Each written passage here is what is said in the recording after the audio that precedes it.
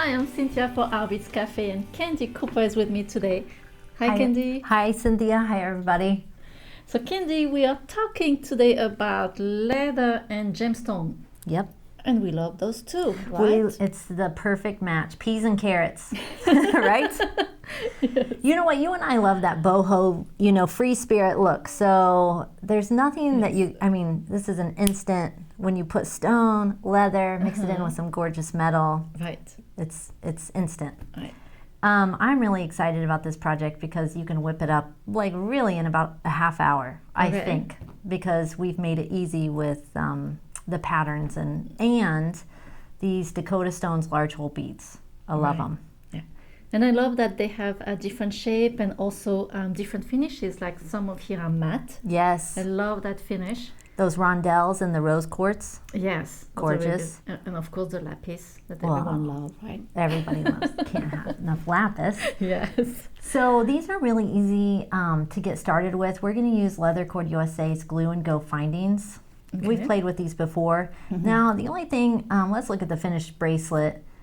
This is just basically a woven design, but I did go ahead and change the clasp to a tiara cast finding just for a little bit of length and a little bit more, I don't know, a little bit more style or whatever. Right. So to get started, all we're going to do is cut our pieces of leather. And I'm using a 2 millimeter diameter and thickness. And you can paint your world with this Leather Cord USA leather because it comes in anything from metallics to natural dye to opaques. I love it.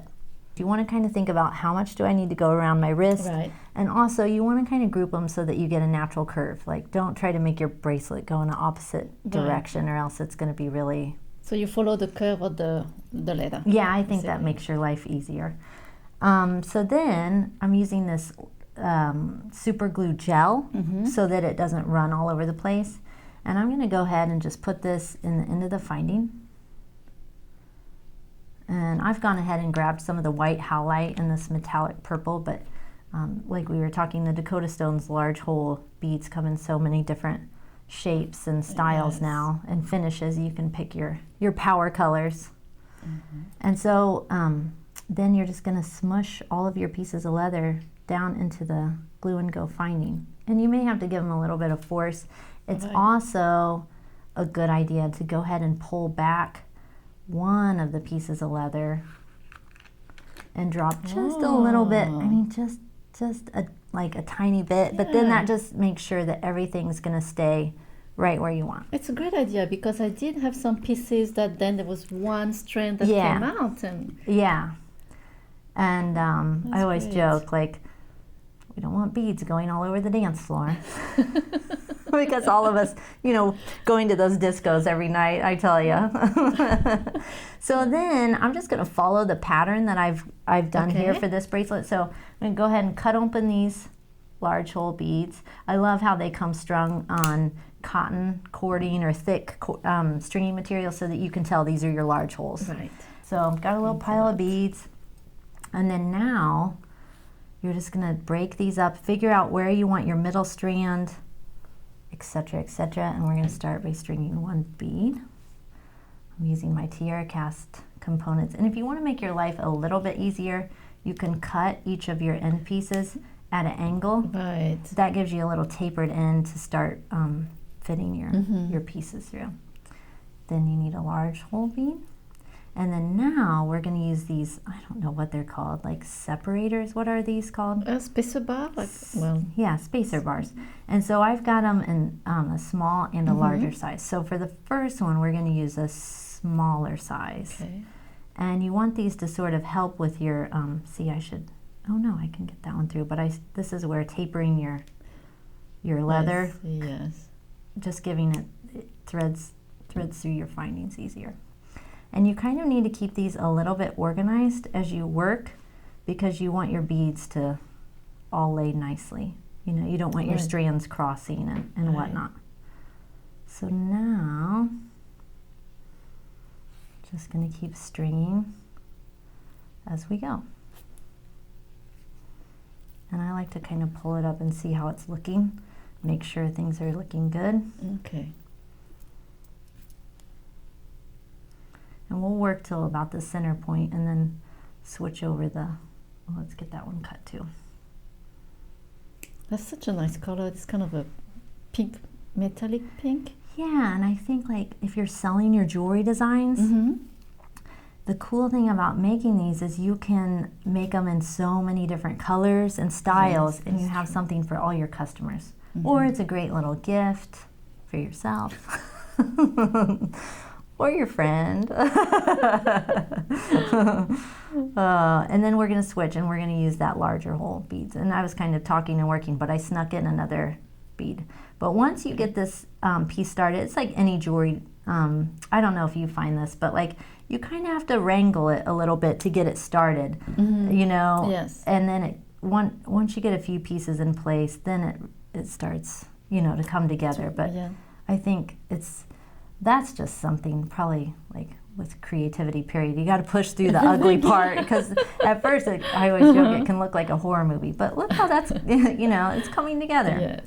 So then we're going to do one more Do you have one more white bead, and then we'll jump over to those. So this goes on my middle strand. I love the texture of these white halides, the like marbly look to them, because it makes it kind of ties in your silvery metal. Right. You know? So then we're going to use this one and slide it over the whole thing. And it's kind of amazing how these pieces just all kind of fit together. Now this one, the only tricky part is that gives me kind of a snug fit.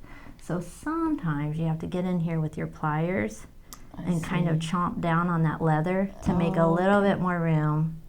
Yeah, it is pretty tight. Make sure everything stays straight.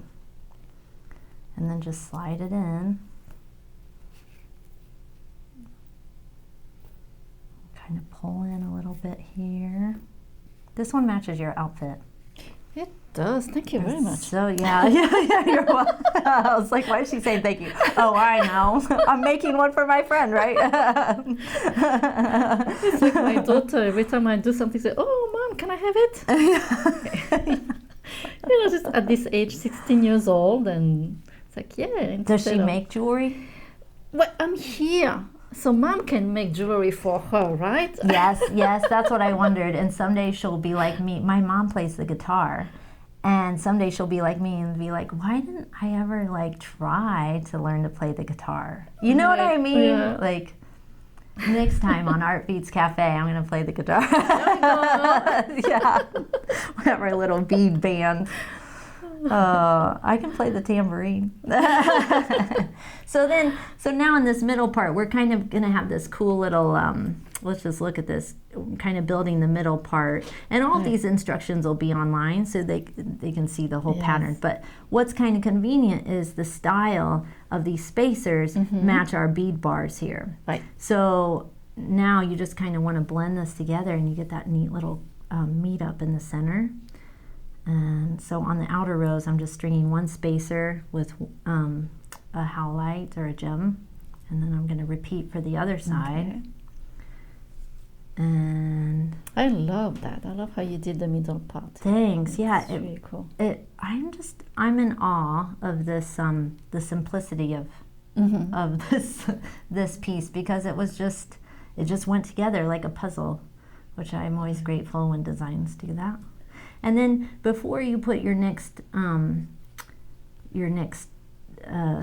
large bar on, let's call it, you want to kind of make sure these are all spaced where you want. Oh, I see. Okay. You see what I mean? You don't want to just have one, two, you know, you want to kind of get these organized before you slide your next bead in. So that's pretty much, now we're ready to repeat the other side. Right. And then obviously if you want to make it a little bit longer, you would just add a couple more spacers and a couple more beads if you wanted to. Right. The one thing I want to talk about though, that I didn't mention in the beginning, is really take into consideration when you're these glue-n-go findings.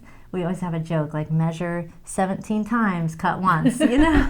But you need to take in, when you're deciding how big you want your bracelet, don't forget that the recessed area, you kind of lose that in your leather, because it goes in. So if you cut your leather, say you want like a 7.5 inch bracelet, and you're like, okay, I'll cut my leather to 8 inch. You're gonna lose some of that, and just take into consideration that part right there. Okay. So then the last thing to do is just to, you would just open and close these jump rings, or open the jump ring, and replace this lobster with this clasp. Also take that into consideration, because that's like 1 inch maybe. Big, yes. It's, yeah, so then, and that's all there is to it. Just glue your other piece on with your gel like you did when you started, and you've got a great little boho bracelet. Yes. Oh, this is wonderful. Thank you. And again, we love fast projects. Yeah, me too. Me too. So thank you so much for joining us today at Artbeads Cafe, and make sure to subscribe to our email newsletter to get our great promotion, great ideas, and see Candie again. Oh, thanks. Thank you, Candie. Merci beaucoup. Au revoir. À bientôt. Bye-bye.